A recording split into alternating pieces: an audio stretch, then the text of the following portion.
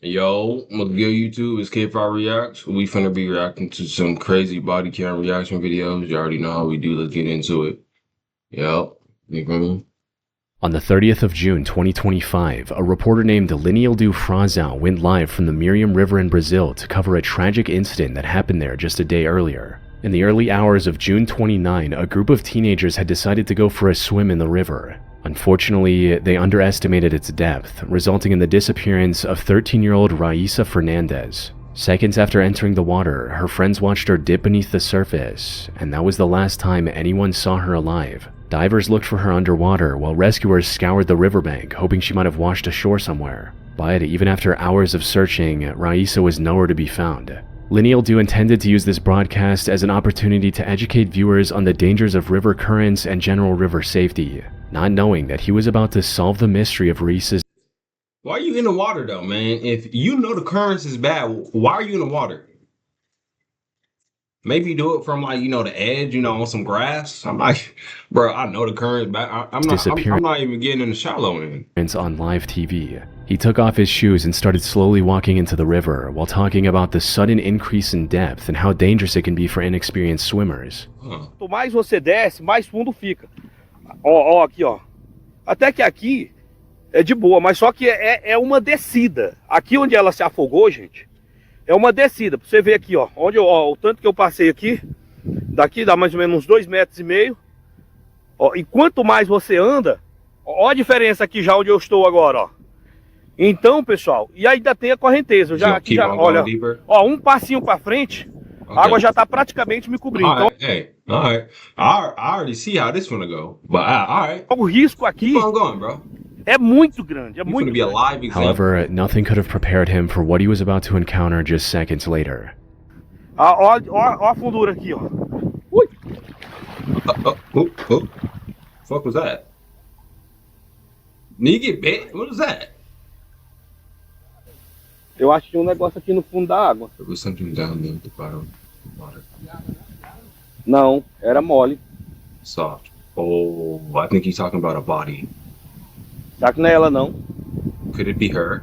While trying to demonstrate the river's deceptive drop-off, Linildo And he got the water in his mouth! Ew! accidentally stepped on something lying on the riverbed. It was too soft and organic feeling to be a rock or a submerged log, which caught him off guard. The murky water made it impossible to see beneath the surface. But Linildo was starting to realize what it could be, leaving him too disturbed to go back and investigate further. He got out of the water and contacted authorities immediately. And it wasn't long before divers recovered the remains of Raíssa from that exact spot. Wow. Later autopsy report confirmed that there was no foul play involved. What happened to her was nothing more than a tragic accident.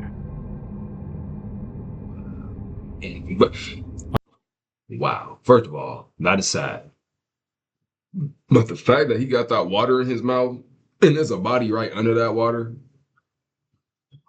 On September 25, 2025, the CBS 6 station in Albany, New York received a strange email with a 2-page document. It contained a nearly incomprehensible rant featuring Arnold Schwarzenegger, archaic centuries-old laws, and a proposal to create a board of trustees with prosecutorial immunity. However, the most important aspect of this document wasn't its content. Instead, the reason it stood out among the hundreds of emails the channel received every day was its author, 53-year-old Lawrence Krauss, who also included a selfie alongside the document. You see, Lawrence was currently under investigation for ending the lives of his own parents and getting away with it for over 8 years. It happened in August 2017. His 86-year-old father and 83-year-old mother were living out their retirement in their home in Crestwood Court. If he did this, why, bro? They 80. Let them live the rest of their life. Bro, they've been here a while, bro. Let them live the rest of their life and go, bro. Why you have to do him like that? I believe he did it. I believe he did it already. In Albany, New York, and suddenly they were gone without a trace. None of the neighbors saw them leaving or heard anything about where they were going. Their house was also left abandoned, with Lawrence only visiting it occasionally to collect mail, mow the lawn, and clear the snow. When asked about his parents, he claimed that they had moved back to Germany and won't be coming back. The neighbors had no reason to distrust Lawrence, so no one questioned their absence and life went on as usual. A distant relative even requested a welfare check in 2020, But the neighbors repeated the same explanation Lawrence had given, ending the officer's questioning without any further suspicion. It wasn't until mid-2025 that the Albany police became aware of something shady going on with the Krause family. Someone had been collecting Lawrence's parents' Social Security payments, even though the two hadn't been seen in years. This resulted in the police launching a formal investigation, and after months, finally executing a search warrant at the Krause home on September 23rd. Over the next 48 hours, detectives collected thousands of financial documents and other evidence. More importantly, they discovered the remains of Lawrence's parents buried in the backyard. Lawrence likely knew that he was the prime suspect in this case, but instead of turning himself in or trying to run away, he made the unusual decision of sending this document to the local news network alongside his contact information. One of the directors at CBS 6 was familiar with the Krause case and immediately jumped at the opportunity to interview Lawrence. After giving him a call, Lawrence claimed that he was willing to do a live interview with the channel only if they published his document on the internet for everyone to see. The network agreed, and less than an hour later, Lawrence was sitting with a CBS 6 reporter for a live interview. Lawrence was a bit hesitant at first, but after some pressure, he cracked and confessed to everything. I want to hear from you. Yeah. What did you do to your parents? I buried them in their property. You buried them in the backyard of that house in Albany. Right. When it actually happened, when your parents died, did they know it was happening to them? Oh, yeah. And they knew it was at your hand? Well, yes, no one else's. Right. So they realized what you were doing to them as No, just go. it happened. Yes. They knew that this was it for them. That they I'm were digesting the perishing at your hand. information. Yes. And it was so quick. How did you do it? Yeah, I can't talk about that. Well, you've just told us that. Right. Well, you just It was said at you your buried hand. him, so you might as Were well. there drugs involved? Was no. there a suffocation? Was there? You Oh, so suffocated. there was suffocation. You suffocated your parents. How? What made this confession so disturbing, however, was the way Lorenz tried to portray it as something righteous. His argument essentially boiled down to, my parents were suffering from old age, so I did them a favor. Miss me with that shit, bro. How the fuck do you suffer from old age? Okay? It's natural. Get old. I'ma get old. I ain't gonna look like this. Eventually. I'ma still look nice, but I ain't gonna look like this. You feel me? Even though the neighbors don't described the crack. couple as elderly, they were by no means sick or bedridden. They had normal routines where they tended to their garden, shared mint leaves with neighbors' kids, and listened to Polish music every day. Their lives weren't nearly as miserable as Lorenz tried to portray during this interview. Now, it's unclear if he's severely mentally ill and genuinely believed everything he was saying, or if this interview was his way of trying to paint himself as the concerned son to earn the public's favor before his inevitable arrest. In either case, he had no way of escaping the consequences of his heartless actions. He was arrested immediately after walking out of the network's building and is currently awaiting trial for the death of his parents. Well deserved. Get him up out of here. And I don't like his haircut. Get him out.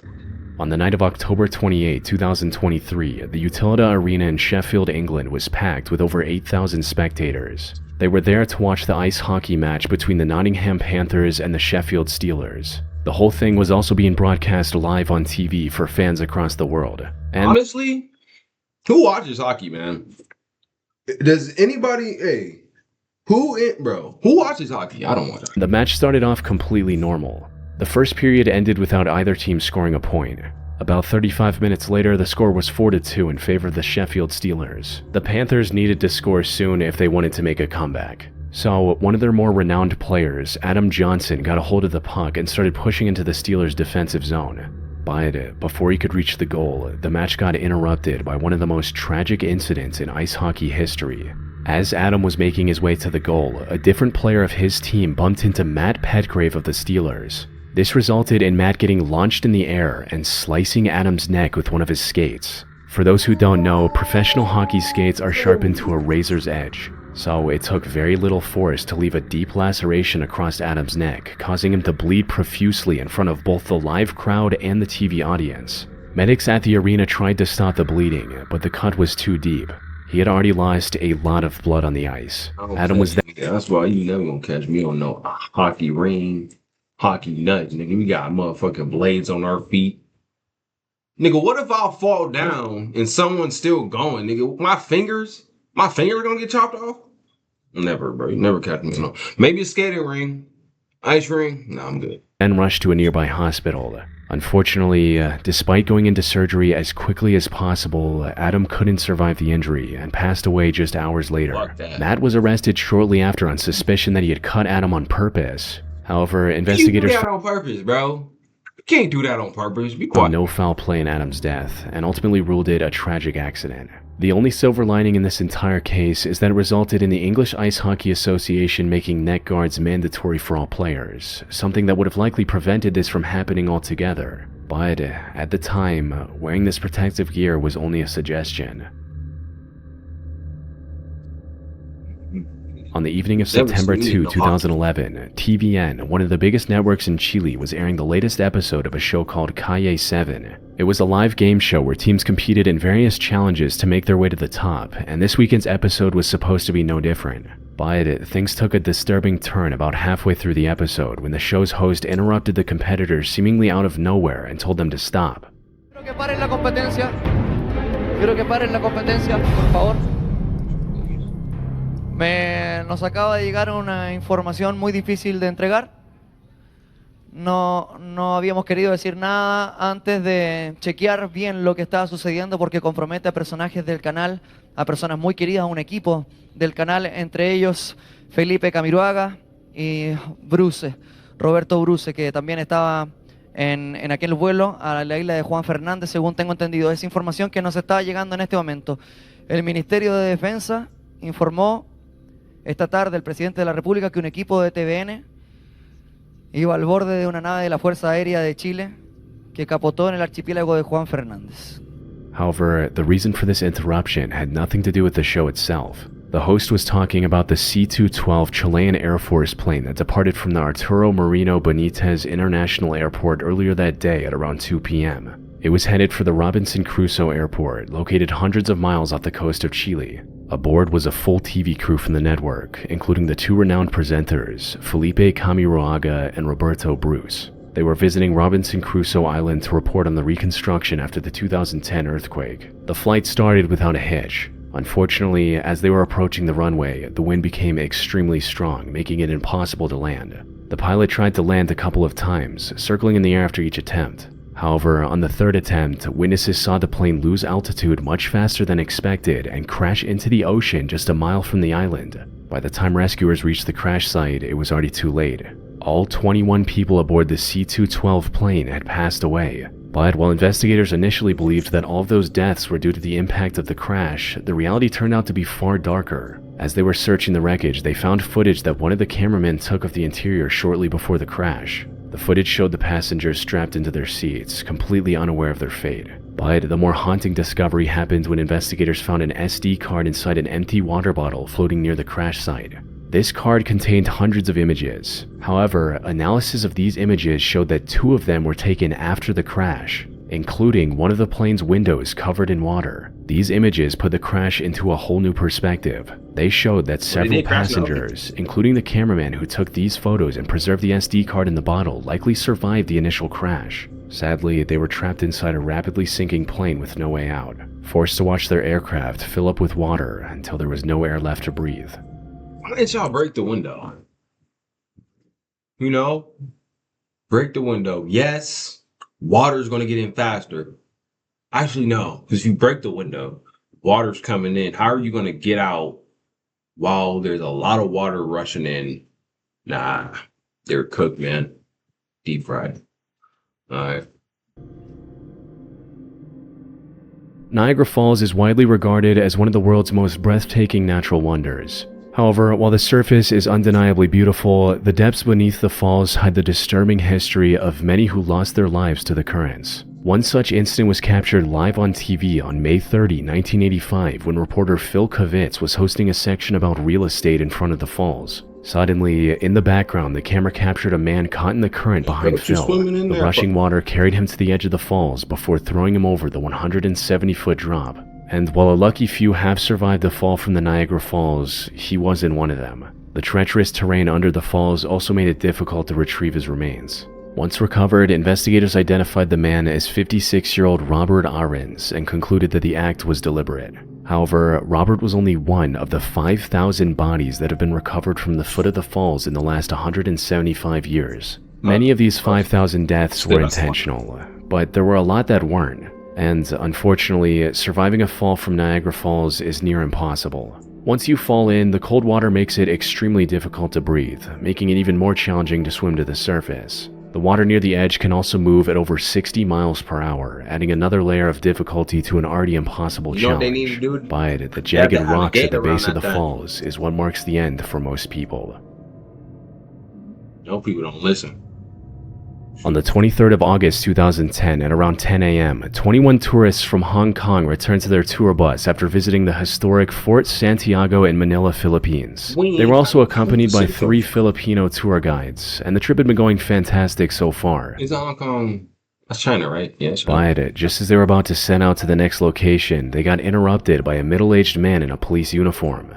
He was openly carrying multiple firearms, and his demeanor made it clear he wasn't afraid to use them either. Something that became even more apparent as time went on.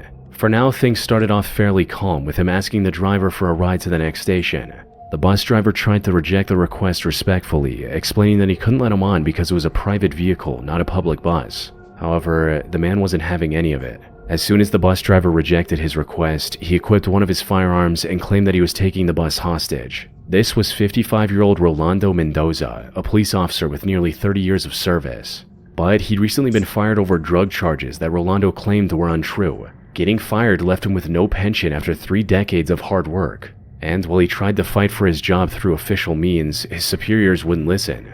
In an act of desperation and defiance, Rolando took this bus full of tourists hostage and presented a single demand. He wanted his job back. The situation so far looked fairly manageable, with 2 of his former colleagues establishing communications without any pushback. They were even able to convince him to release a few of the hostages. Granting his relatively simple demand would have been easy, but what followed was one of the biggest hostage disasters in the country's history, all because those in charge couldn't agree on the next move. Things started going downhill when Rolando's brother tried to approach the bus and was immediately detained by the officers. This made the already furious Rolando even angrier and more unstable. The situation only got worse once the media got involved. Nearly every news channel in the country started broadcasting the situation live. They talked about everything, including the plans officials were making outside. What they didn't know, however, was that the bus had a working TV and Rolando was watching and listening in on everything. This could have helped him formulate a plan and get what he wanted without hurting anyone.